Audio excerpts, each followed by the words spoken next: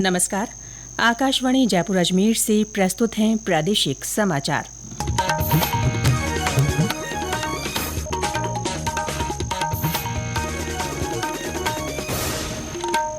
मुख्य समाचार। प्रधानमंत्री नरेंद्र मोदी के नेतृत्व वाली केंद्र सरकार के तीसरे कार्यकाल की आज पहली वर्षगांठ।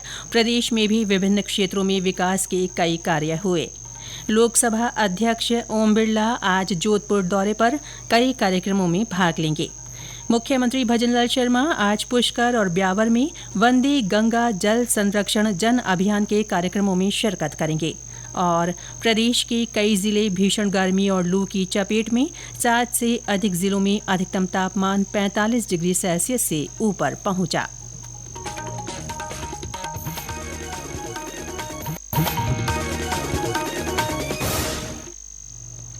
समाचारों के साथ मैं रितिका गुप्ता और अब समाचार विस्तार से।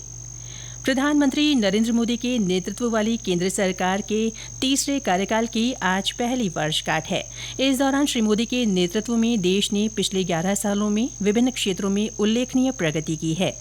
पिछले 1 साल में राजस्थान में कई महत्वपूर्ण योजनाओं का शिलान्यास और लोकार्पण किया गया। रेलवे विद्युतीकरण और अमृत भारत स्टेशन योजना से परिवहन को आधुनिक बनाया गया। बीकानेर सौर ऊर्जा परियोजना ने स्वच्छ ऊर्जा में आत्मनिर्भरता की दिशा में कदम बढ़ाया और जल जीवन मिशन के तहत लाखों घरों तक नल से जल पहुंचा। आयुष्मान भारत योजना से स्वास्थ्य सेवाओं का विस्तार हुआ। नवरेरा महलपुर बैराज और जल सेतु परियोजना से जल प्रबंधन मजबूत हुआ। आईआईटी जोधपुर का विस्तार उच्च शिक्षा में राज्य की भूमिका को सशक्त बनाता है, जबकि पीकेसी ईआरसीबी नहर परियोजना पूर्वी राजस्थान के लिए जल संकट से राहत का बड़ा समाधान बनकर उभर रही है। लोकसभा अध्यक्ष ओम बिरला आज जोधपुर दौरे पर रहेंगे। इस दौरान श्री बिरला भारतीय प्रौद्योगिकी संस्थान आईआईटी परिसर स्थित नवनिर्मित व्याख्यान कक्ष का उद्घाटन करेंगे। हमारे संवाददाता ने बताया कि कार्यक्रम के दौरान खेल खेल में विज्ञान नामक कॉमिक्स श्रृंखला का विमोचन भी होगा, जो बच्चों और युवाओं में वैज्ञानिक सोच विकसित करने के उद्देश्य से तैयार की गई है। 14 करोड़ 80 लाख की लागत से बनकर तैयार हुआ आईआईटी जोधपुर का नया अत्याधुनिक लेक्चरर हॉल परिसर संस्थान की शैक्षणिक और अनुसंधान गतिविधियों को एक नई दिशा देगा। अपने दौरे के दौरान Om Birla research initiative grant का भी वितरण करेंगे, जिससे शोधकर्ता और नवाचार से जुड़ी परियोजनाओं को प्रोत्साहन मिलेगा। साथ ही वे संस्थान की नई आधिकारिक वेबसाइट का भी लोकार्पण करेंगे। इस अवसर पर विज्ञान को लोकप्रिय बनाने के लिए तैयार की गई खेल खेल में विज्ञान कॉमिक श्रृंखला का विमोचन भी लोकसभा अध्यक्ष करेंगे। ये श्रृंखला बच्चों और युवाओं को सरल भाषा में वैज्ञानिक सोच से जोड़ने का एक अभिनव प्रयास है। रामेश्वर बेड़ा, आकाशवाणी समाचार, जोधपुर। राष्ट्रीय खाद्य सुरक्षा योजना के तहत चलाए जा रहे गिव अप अभियान में जयपुर जिला प्रदेश में शीर्ष पर पहुंच गया है। जिले में अब तक 1,88,255 व्यक्तियों ने योजना से स्वेच्छा से अपना नाम हटाया है। साथ ही 1,81,485 नए पात्र व्यक्तियों को खाद्य सुरक्षा सूची में जोड़ा गया है। जिला कलेक्टर डॉक्टर जितेंद्र कुमार सोनी ने बताया कि प्रदेश के सभी जिलों में जयपुर पहले स्थान पर है। उन्होंने बताया कि 30 जून 2025 तक स्वेच्छा से योजना छोड़ने वालों के विरुद्ध कोई कार्रवाई नहीं की जाएगी। विकसित कृषि संकल्प अभियान के तहत प्रदेश भर में विभिन्न कार्यक्रमों के माध्यम से किसानों को खेती की नई और उन्नत तकनीकों की जानकारी दी जा रही है। इसी कड़ी में पाली के लुणावा गांव में कृषि विभाग की ओर से शिविर लगाया गया। इस शिविर में किसानों को जैविक खेती मॉड्यूल, रासायनिक मुक्त और पर्यावरण अनुकूल खेती की ओर प्रेरित किया गया। अभियान के तहत सुमेरपुर, लुनावा, खेरवा, गिरालड़ा गांव के शिविर में कृषि विभाग द्वारा किसानों को जैविक खेती मॉड्यूल, रासायनिक मुक्त और पर्यावरण अनुकूल खेती की ओर प्रेरित करने के लिए प्राकृतिक खेती को बढ़ावा देने की जानकारी दी गई। अभियान का उद्देश्य किसानों को उन अधिक लाभ पहुंचाना है, मिट्टी की उर्वरता बनाए रखना, उपभोक्ता को सुरक्षित और पौष्टिक आहार प्रदान करना है। डॉक्टर विजय सिंह मीणा ने किसानों को बताया कि प्राकृतिक खेती में किसी प्रकार की रासायनिक खाद या कीटनाशक का प्रयोग नहीं किया जाता है। इसके स्थान पर देसी गाय के गोबर, गौमूत्र, नीम, अग्नाशास्त्र, जीवामृत, बीजमृत का उपयोग किया जाता है। किसान महिलाओं को बाजरे के कुरकुरे और बिस्कुट बनाने के लिए प्रेरित किया गया। विशारद जोशी, आकाशवाणी समाचार, पाली। ये समाचार आकाशवाणी जयपुर अजमेर से प्रसारित किए जा रहे हैं। प्रादेशिक समाचार बुलेटिन आप हमारे एक्स हैंडल @AIRnews_जयपुर, YouTube channel Rajasthan AIR news और फेसबुक AIR न्यूज राजस्थान पर भी सुन सकते हैं। साथ ही आप हमारी वेबसाइट newsonair.gov.in पर भी समाचार सुन सकते हैं और संबंधित फोटो तथा वीडियो देख सकते हैं। मुख्यमंत्री भजनलाल शर्मा वंदे गंगा जल संरक्षण जन अभियान के तहत आज पुष्कर और ब्यावर में विभिन्न कार्यक्रमों में शामिल होंगे। मुख्यमंत्री पुष्कर के मेला ग्राउंड में एक सभा को भी संबोधित करेंगे। हमारी अजमेर संवाददाता ने बताया कि इसके बाद मुख्यमंत्री कलश यात्रा को हरी झंडी दिखाएंगे।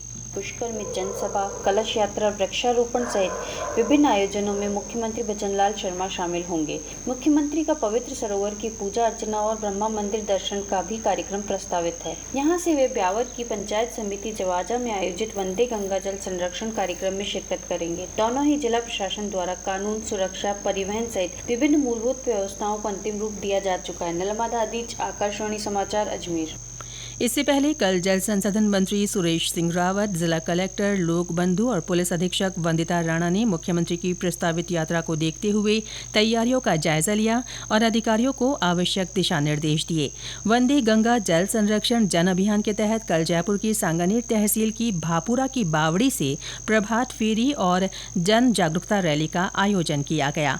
इसमें बड़ी तादाद में जनप्रतिनिधियों, स्कूली छात्र छात्राओं, नेहरू युवा केंद्र के स्वयंसेवकों और स्वयंसेवी संस्थाओं के प्रतिनिधियों ने भाग लिया। इस दौरान साफ सफाई, पौधरोपण जैसी गतिविधियां आयोजित की गई। इसी कड़ी में जैसलमेर में अभियान को लेकर आमजन में विशेष उत्साह देखने को मिल रहा है। करौली में भी विभिन्न गतिविधियां आयोजित की जा रही हैं। बारां जिले के अंता में कल जन जागरूकता रैली का आयोजन कर आमजन को जल संरक्षण का संदेश दिया गया। जैसलमेर में चल रहे ग्रेट इंडियन बस्टर्ड गोडावण संरक्षण प्रयासों से इस साल अब तक कुल 21 नवजात गोडावण चूजों का जन्म हुआ है। इन नवजातों को देश की सैन्य सफलता ऑपरेशन सिंदूर से जुड़े नाम भी दिए गए हैं। डीएफओ बृजमोहन गुप्ता ने बताया कि ऑपरेशन सिंदूर के दौरान जन्मे चूजों के नए नाम सिंदूर, एटम, मिश्री, व्योम और सोफिया रखे गए हैं। जो महामहिम में जो बच्चों ने जो जन्म लिया, उन बच्चों का नामकरण जो भारतीय जो हमारे जो सैनिक है उनके नाम पर किया गया है। ऐसा एक को नाम दिया गया है सिंदूर, एक को दिया गया है व्योम, एक को दिया गया है सोफिया। बिल्कुल ये एक लगातार प्रोसेस है। उम्मीद है कि इस साल और बच्चे जन्म लेंगे। तो जून शुरू हुआ है और जून जुलाई जो बड़े क्रूशियल पीरियड है हमारे लिए, और इनमें भी जो है फील्ड के अंदर हमें आशा है कि मादा गोडावण अंडे देगी और उनसे बच्चे फील्ड के अंदर भी निकलेंगे। इसलिए वन विभाग के जो भी कर्मचारी उनको अलर्ट मोड पर कर दिया गया है, ताकि जो बच्चे जो अंडे थे मादा गोडावण वो उनको अन्य जो प्रीडेटर है वो नष्ट नहीं कर पाए। प्रदेश के कई जिले भीषण गर्मी और लू की चपेट में हैं। 7 से अधिक जिलों में पिछले 24 घंटों में अधिकतम तापमान 45 डिग्री सेल्सियस से ऊपर दर्ज किया गया। सबसे ज्यादा 47.4 डिग्री सेल्सियस तापमान श्रीगंगानगर में रिकॉर्ड हुआ। बीकानेर में 46 डिग्री, बाड़मेर, चूरू, फलौदी, जैसलमेर और कोटा में पारा 45 डिग्री सेल्सियस से ऊपर मापा गया। चूरू, भरतपुर, पाली, कोटा और बारां सहित विभिन्न जिलों में झुलसा देने वाली गर्मी से आम जनजीवन प्रभावित हुआ है।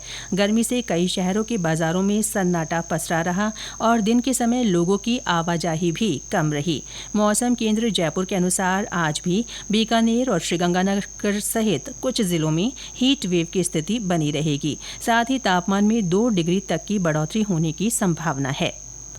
भारतीय डाक विभाग राज्य के पश्चिम क्षेत्र में 20 जून को क्षेत्रीय डाक अदालत का आयोजन करेगा। ये अदालतें जोधपुर, सिरोही, पाली, जैसलमेर, नागौर, बाड़मेर, जालौर, चूरू, बीकानेर, श्रीगंगानगर और हनुमानगढ़ जिलों में डाक सेवाओं के उपभोक्ताओं के लिए लगाई जाएगी।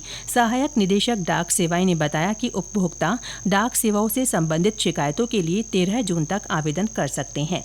और अंत में मुख्य समाचार एक बार फिर।